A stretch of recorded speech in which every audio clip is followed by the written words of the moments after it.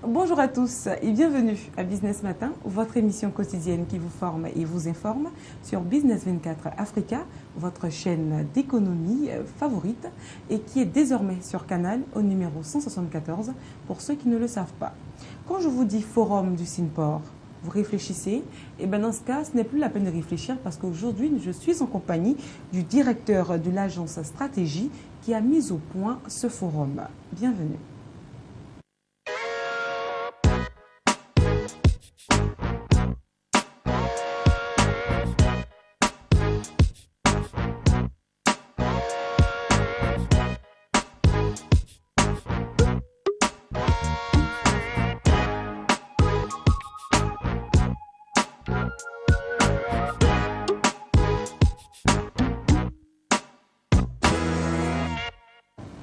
Je le disais tantôt dans Business Matin, aujourd'hui nous allons parler Sinpor.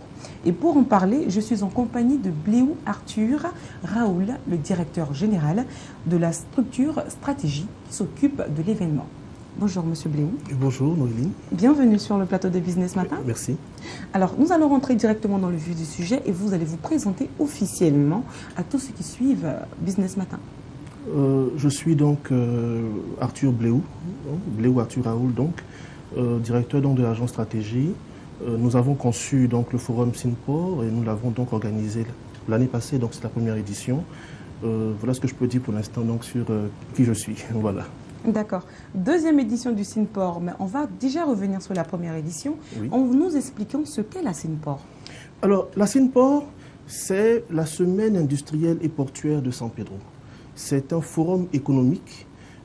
C'est le seul forum économique de la ville et de la région de San Pedro qui concerne toutes les villes et régions qui sont donc dans l'interland donc de San Pedro. L'interland parce que San Pedro est une ville portuaire, donc qui sont servis par le port de San Pedro dans son opération, dans ses actions.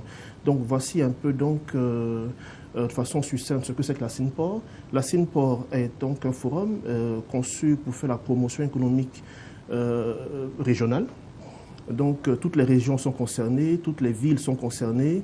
Voilà, et donc ce n'est pas seulement un forum ou une opération pour faire la promotion du secteur maritime. Quand on parle d'industrie, il n'y a pas que le secteur maritime, il y a donc tous les secteurs donc, de l'économie qui sont donc concernés par ce forum, qui est un forum qui a l'année passée donc présenté de vraies opportunités qui sont à saisir et qui ont été donc saisies par plusieurs opérateurs économiques qui ont fait le déplacement. Alors, pourquoi organiser un forum? Pourquoi pas une semaine culturelle? Pourquoi pas un salon? Mais pourquoi un forum? Vous savez, il y a plusieurs problèmes. Il y a plusieurs problèmes qui doivent être résolus. Forum parce que nous avons donc des conférences, des panels, nous avons donc des rencontres, donc B2B et autres, avec des opérateurs économiques. En plus de cela encore, nous avons donc un salon. Mais donc, quand je parle de forum, c'est un forum qui donc est conçu dans l'objectif premier de permettre la résolution de problèmes, de certains problèmes liés à l'application de certains textes. C'est un problème lié à l'harmonisation de l'environnement des affaires. C'est un problème lié à la promotion même des investissements. C'est un problème lié à l'implantation des entreprises, donc en Côte d'Ivoire, des problèmes liés à la compétitivité des entreprises ivoiriennes face justement aux entreprises qui arrivent donc de l'étranger. Donc il y a pas mal de problèmes que nous voulons résoudre, d'où le mot forum en fait. Mais il faut comprendre également que Sinpor n'est pas seulement économique. Vous savez que le volet culturel a un impact important sur l'économie. Vous avez le volet touristique qui a un impact important sur l'économie. Donc tous ces secteurs-là sont des secteurs économiques qui sont également donc présentés lors du forum Sinpor. Alors quels sont donc les enjeux de ce forum? Eh bien, en termes d'enjeux, voyez-vous, nous voulons faire comprendre à tout opérateur économique que nous avons donc des régions en Côte d'Ivoire qui sont riches de par déjà leur positionnement stratégique, leur positionnement naturel. C'est le lieu donc de pouvoir donc investir dans ces régions. Je ne suis pas contre le fait d'investir à Abidjan, mais Abidjan est saturé, tout le monde le sait. Il n'y a plus de place, il faut développer les autres régions. Je le disais récemment à un opérateur économique, quand on sort d'Abidjan, c'est comme si nous avons quitté la Côte d'Ivoire. C'est carrément deux réalités différentes, alors que nous avons donc un pays vaste, avec de réelles opportunités, des potentialités importantes dans les autres régions qui méritent, je le dis bien, qui méritent d'être donc saisies par tous ces opérateurs économiques là qui veulent faire de bonnes affaires en Côte d'Ivoire.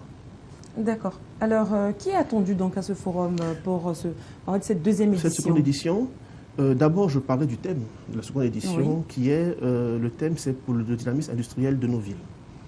Alors, qui parle de dynamisme industriel des villes, parle donc des élus locaux.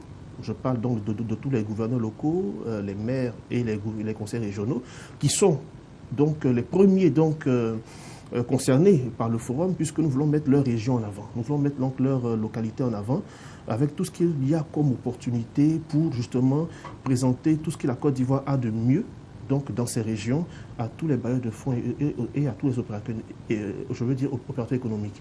Donc, en seconde position, nous avons donc les opérateurs économiques qui sont concernés, puisque eux, ils cherchent donc des opportunités, donc l'occasion de s'implanter dans des zones riches pour pouvoir donc faire de bonnes affaires. 3, nous attendons donc des inventeurs, nous attendons des porteurs de projets, nous attendons des jeunes, effectivement, les jeunes diplômés avec ou sans emploi, qui voudraient donc s'insérer donc dans le tissu économique. En fait, nous attendons toutes les franges de la population ivoirienne. Voilà. D'accord. On va déjà faire un premier bilan de la première édition. La première édition, c'est une port 2014. Il faut d'abord comprendre que la première édition s'est déroulée sous le thème « Pour un port et une industrie de croissance ». Il s'agissait dans cette première édition de faire la promotion de ce que le port de San Pedro avait de mieux. Nous avons présenté le port comme étant le port le plus crédible d'Afrique. Il faut le dire, c'est la réalité. Quand nous allons donc pouvoir réaliser tous les projets de développement de ce port-là passera aujourd'hui, je crois, de 6 millions de tonnes à 100 millions de tonnes, ce qui fera donc le premier port d'Afrique.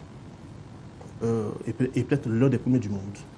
Alors, en termes de bilan, vous avez vu que l'activité maritime déjà et portuaire donc dans la région de San Pedro a connu un boom. Le port lui-même a eu un chiffre d'affaires en hausse de 285%.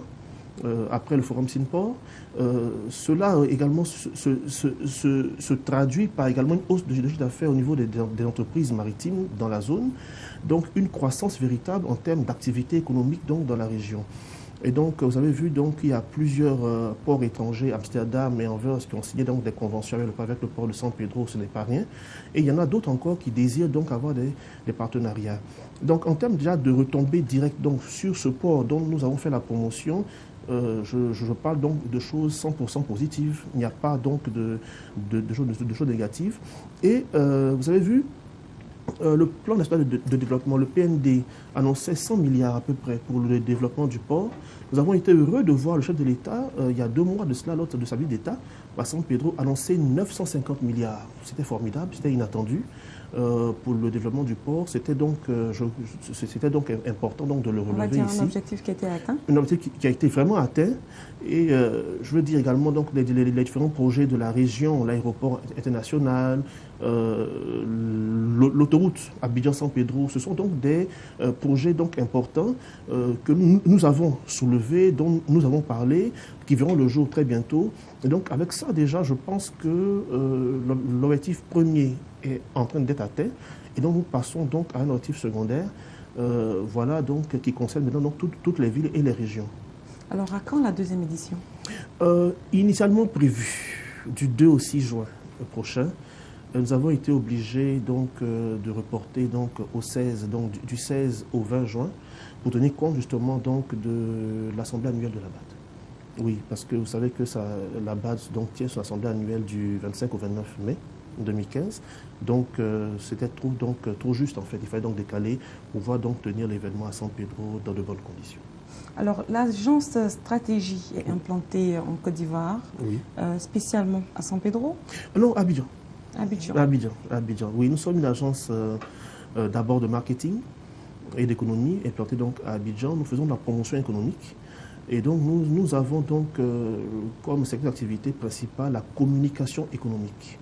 Donc, c'est ce que nous faisons à, je peux dire, 90%. 90% voilà. De votre temps. Oui.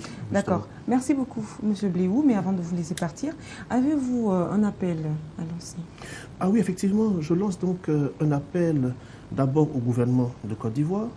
Vous savez, Sinport, c'est une forme économique donc, qui concerne tous les secteurs d'activité, que ce soit l'agriculture, les mines, le pétrole, l'énergie, le commerce, l'artisanat, même la sécurité est concernée, puisque c'est le fondement justement donc d'une économie forte. Tous les secteurs d'activité, je dis bien tous, même l'éducation, la santé, tout est concerné, parce qu'un opérateur qui vient investir dans une région, il faut au minimum qu'il y ait des écoles donc crédibles pour ses enfants. Il faut donc qu'il y ait des hôpitaux importants, donc crédibles pour son personnel. Donc je veux dire, tout ce monde-là est concerné. Mais je lance aussi un appel à tous nos gouverneurs locaux, que ce soit des régions qui sont donc dans la zone dont j'ai parlé tout à l'heure et qui sont même dans des zones qui ne sont pas concernés directement. Nous voulons faire la promotion de toutes les régions. Tous les présidents des conseils régionaux sont concernés, les maires également, et tous les opérateurs économiques de tous les secteurs. Il y a pas mal d'opportunités, et donc c'est l'opportunité qui leur est donnée de saisir donc, cette occasion pour découvrir, faire de bonnes affaires, faire des rencontres qui peuvent être décisives effectivement pour la suite de leurs activités. Alors on va vous souhaiter donc bon vent pour la 2e édition du Synport. Merci.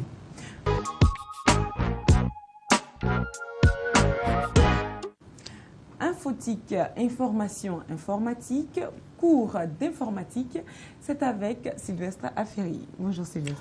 Bonjour Noélie, bonjour à nos téléspectateurs. Encore une fois, bonjour à vous. Vous avez bien dormi encore cette fois-ci. Alors, qu'est-ce que vous avez pour nous comme information? Alors aujourd'hui, en fait, je viens apprendre à nos téléspectateurs à pouvoir retrouver des mails dans leur boîte Gmail. Parce que très souvent, lorsqu'on est inondé de mails, on a du mal à retrouver les mails, je veux dire, qu'on a envie de retrouver. Parce que on a des destinataires, par exemple, qui nous envoient des mails et plusieurs mails se joignent en même temps et ça fait que c'est difficile de pouvoir retrouver notre mail. Donc aujourd'hui, je veux apprendre en fait à nos téléspectateurs à retrouver ces mails-là, je vais dire le plus facilement possible en fait. D'accord, alors qu'est-ce qu'il faut faire? Alors il suffit de cliquer sur la flèche droite de la barre de recherche parce que généralement dans la boîte Gmail, il y a une barre de recherche. Lorsqu'on clique sur la flèche à droite de la barre de recherche, un onglet se déroule. Et là, maintenant, on remplit, je vais dire, l'onglet avec les différentes informations, c'est-à-dire le destinataire, l'émetteur, le contenu du mail, l'objet et tout cela. Et une fois que tous ces éléments-là sont faits, Gmail nous permet de retrouver le mail en fait qu'on a perdu, le mail qu'on essaie de retrouver. Alors si on n'a pas toutes les informations et qu'on met juste je vais dire l'email, l'adresse mail de la personne qui nous a envoyé le mail, tous les messages, tous les mails qu'on a reçus de cette personne-là s'afficheront et on pourra sélectionner en fait le message, le mail qui nous intéresse. Alors, et si on met simplement le nom de la personne? Le nom de la personne, effectivement, le mail va s'afficher, les différents mails vont s'afficher parce que généralement, lorsqu'on s'inscrit sur Gmail, on s'inscrit avec nos différentes coordonnées, c'est-à-dire notre nom, notre prénom. Donc, une fois qu'on rentre le nom et le prénom de la personne, son adresse s'affiche. Donc, les différents mails que cette personne nous a envoyés peuvent s'afficher également. Voilà. D'accord. Merci beaucoup Sylvestre. Merci à vous. C'est tout ce que vous aviez pour nous aujourd'hui? Effectivement. Mais la prochaine fois, j'espère avoir d'autres informations concernant les autres boîtes. Oui, les boîtes, justement, à chaque fois, je parle de Gmail parce que généralement, actuellement, je veux dire, la tendance, c'est Gmail. Yahoo, c'est un peu dépassé. Voilà, un peu démodé, un peu dépassé. Donc maintenant, c'est plus Gmail que les personnes utilisent, que beaucoup de personnes utilisent maintenant pour leur, je veux dire, pour les envois, pour la réception de mails et tout cela. C'est la raison pour laquelle je parle de Gmail. Mais bon, je peux trouver aussi des informations concernant Yahoo pour pouvoir. On vous fait confiance pour cela, à la mesure où vous êtes le professeur informatique. Effectivement, je serai là encore pour apprendre. D'accord. Merci beaucoup, Sylvestre.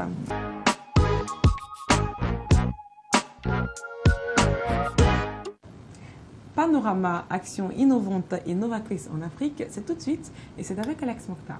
Bonjour Alex. Bonjour Noélie.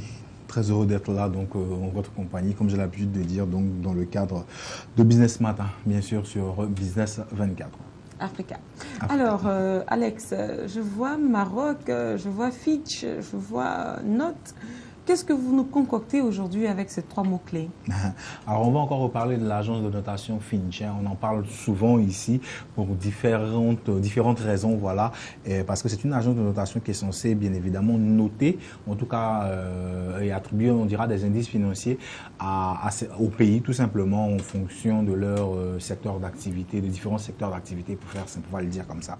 Alors, l'agence de notation londonienne, donc Fitch, a confirmé aujourd'hui, ou du moins récemment, donnons à tout le monde la note du Maroc à BB- et BB avec des perspectives stables. Vous comprendrez dans quel domaine et pourquoi.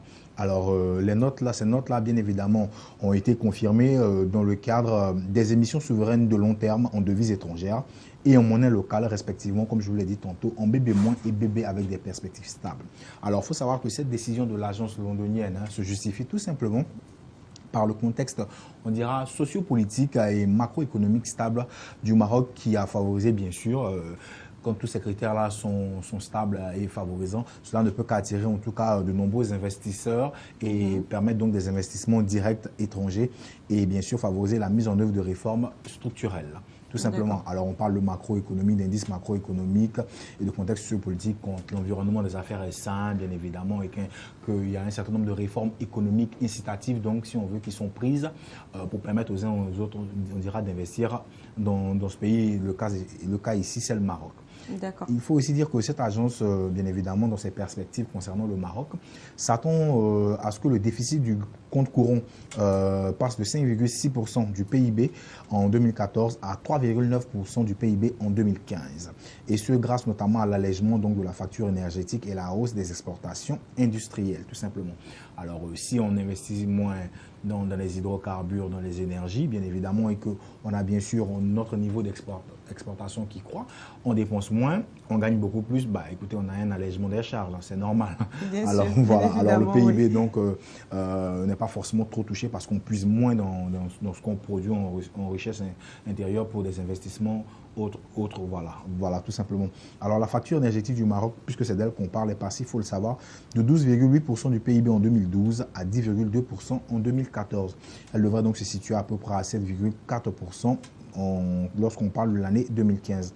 Alors, Fitch note également cependant que les réformes économiques, bien sûr, devraient être ralenties par les élections locales et nationales prévues en 2015 et en 2016. On sait que parfois, quand on est en année électorale dans certains pays, certains investisseurs sont un peu réticents. Ils essaient de voir un petit peu où est-ce que le vent va tourner, on dira, voilà, pour pouvoir continuer à investir. Ces performances, il faut le noter, du Maroc ont permis d'améliorer, bien sûr, les réserves de change qui ont atteint 20,7 milliards de dollars en 2014 contre 17,5 milliards en 2012. Alors, pour finir, j'aimerais m'arrêter sur un terme, tout simplement réserve de change. On entend souvent parler, mais qu'est-ce que c'est exactement?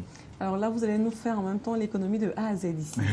Allons-y donc, qu'est-ce que c'est que la réserve de change? Alors, il faut tout simplement savoir que lorsqu'on parle de réserve de change, il s'agit tout simplement des avoirs de devises étrangères qui sont soit fiduciaires ou en or, bien évidemment, qui sont détenus par la banque centrale d'un pays. Alors, c'est les réserves donc de devises étrangères ou en or que détient tout simplement la banque centrale d'un pays.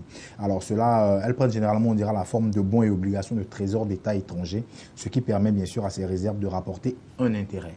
Bien évidemment, elles sont utilisées par les autorités monétaires pour réguler les taux de change. Alors, on parle de taux de change quand on parle du niveau de change d'une monnaie par rapport à une autre, bien évidemment. Parfois, on réinjecte de l'argent pour maintenir, en tout cas à niveau, le taux de change d'une monnaie par rapport à une autre, tout simplement pour la rendre beaucoup plus compétitive. Mais ça, c'est un peu plus complexe, je dirais, et on aura l'occasion à tout le moins de pouvoir y revenir. Merci beaucoup Alex pour Panorama et également pour l'économie de A à Z que vous venez de nous faire ici en nous donnant la définition justement de la réserve de change. C'est toujours un plaisir renouvelé de venir ici chaque matin dans tous les cas. Alors quant à vous, très chers téléspectateurs, sachez que vous pouvez trouver toutes les émissions de Business 24 désormais sur Canal Plus Horizon au numéro 174 ou encore nous voir, on va dire, sur YouTube, sur abidjan.net.